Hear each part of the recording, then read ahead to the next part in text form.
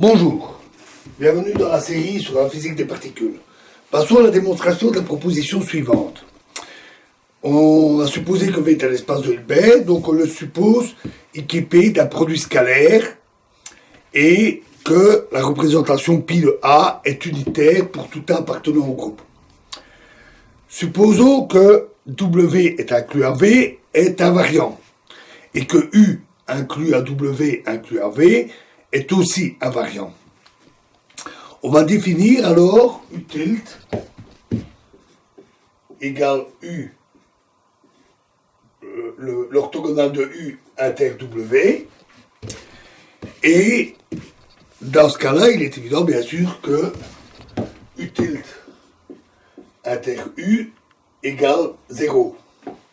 De plus, la théorie des espaces de Hilbert implique que U tilt plus U est égal à W.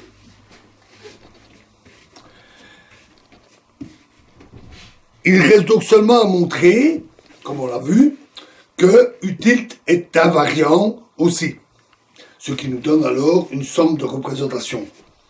Ainsi, supposons que V appartient à U tilt inter W, puisque W est supposé invariant, pi A de V, donc si V appartient à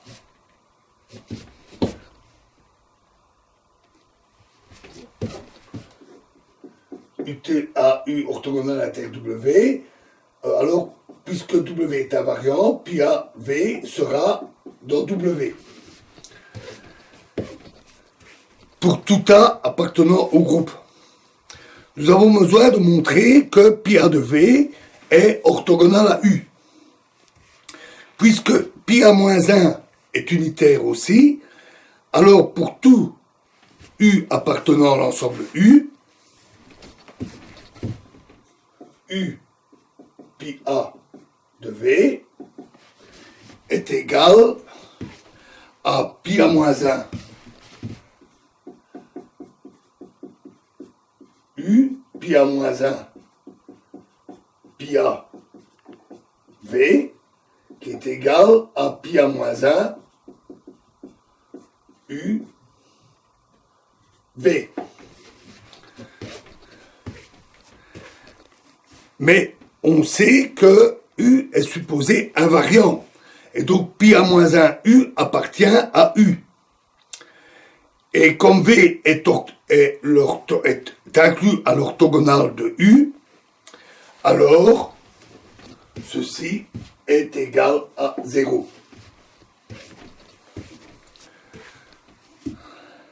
Donc, U pi AV est égal à 0, donc pi AV appartient à l'orthogonale U tilt, et U tilt est donc invariant CQFD.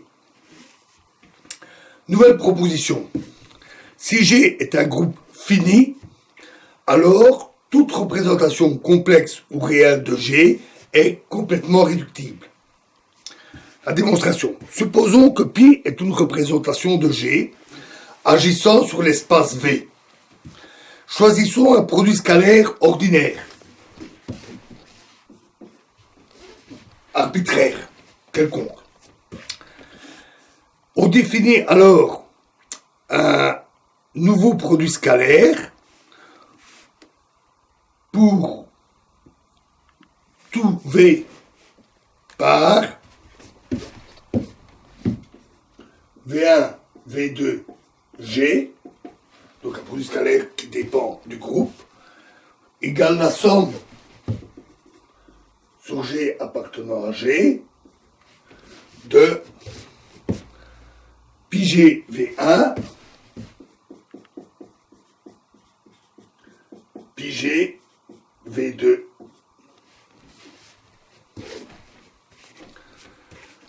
On vérifie facilement que c'est en effet un produit scalaire.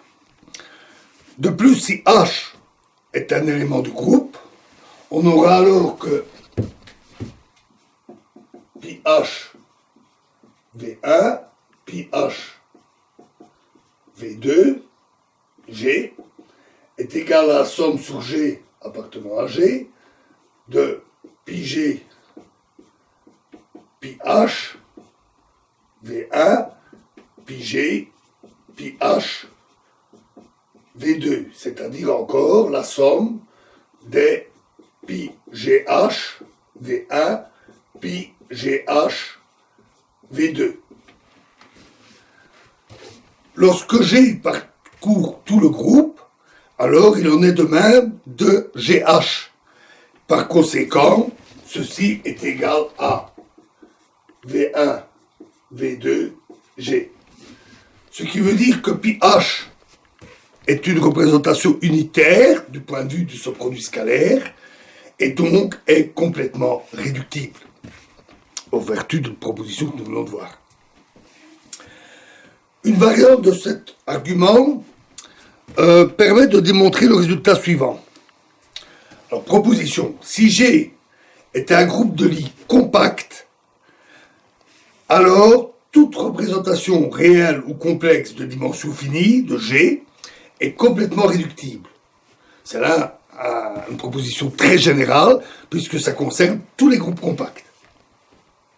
Le groupe de Heisenberg, on a vu, n'est pas complètement réductible, mais il n'est pas compact.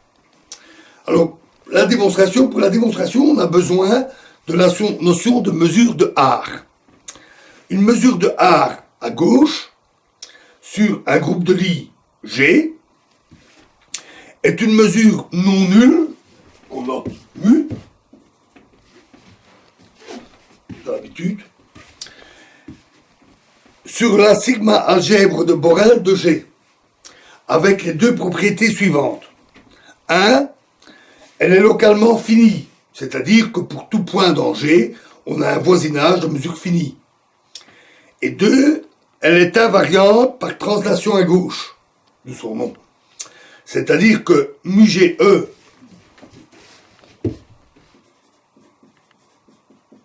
égale mu E pour tout G appartenant au groupe et pour tout ensemble de Borel E appartenant au groupe, inclus au groupe.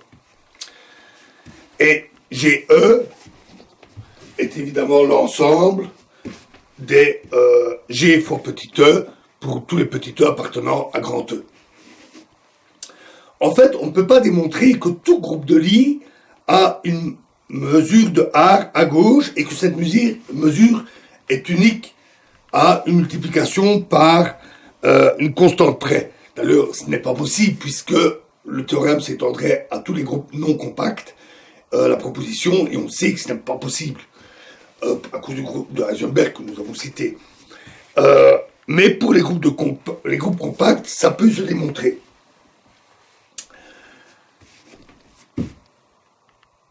On peut aussi définir une mesure de R à droite avec un théorème, une proposition tout à fait équivalente, une démonstration équivalente.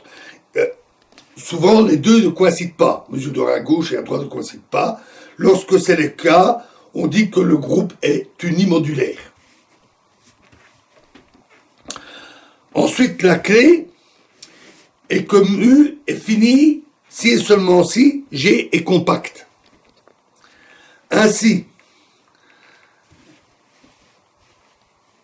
si pi est une représentation de G sur un espace V, alors soit un produit scalaire arbitraire sur V, et on définit V1, V2,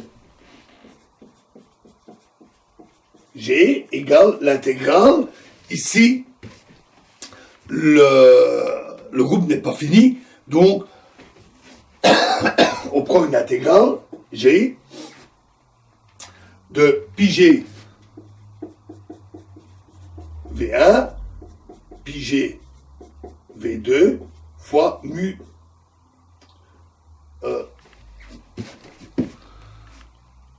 fois mu G, d mu G.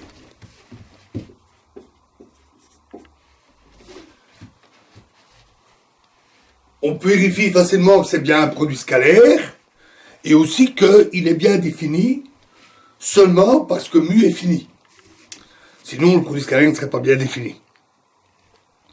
À nouveau, on vérifie facilement, donc c'est un produit scalaire, et grâce à l'invariance de la mesure, et donc de d mu à gauche, on n'aura que pi h v1, donc c'est le même argument que ci-dessus, hein, pi h v2, g, égale l'intégrale de pi g, pi h v1, pi g, pi h v2, fois d mu g, est égal à l'intégrale de pi gh v1 pi gh v2 d mu g. Et comme la mesure est invariante à gauche, on a alors que c'est égal à v1 v2, puisqu'on peut simplement multiplier à gauche.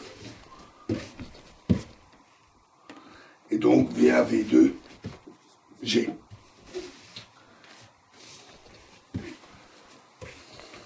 Donc pi est unitaire du point de vue de ce produit scalaire, et donc la représentation est complètement réductible. Voilà pour les sommes de représentation. Dans la prochaine vidéo, nous passerons à l'autre construction, nous parlerons du produit tensoriel des représentations. Je vous remercie.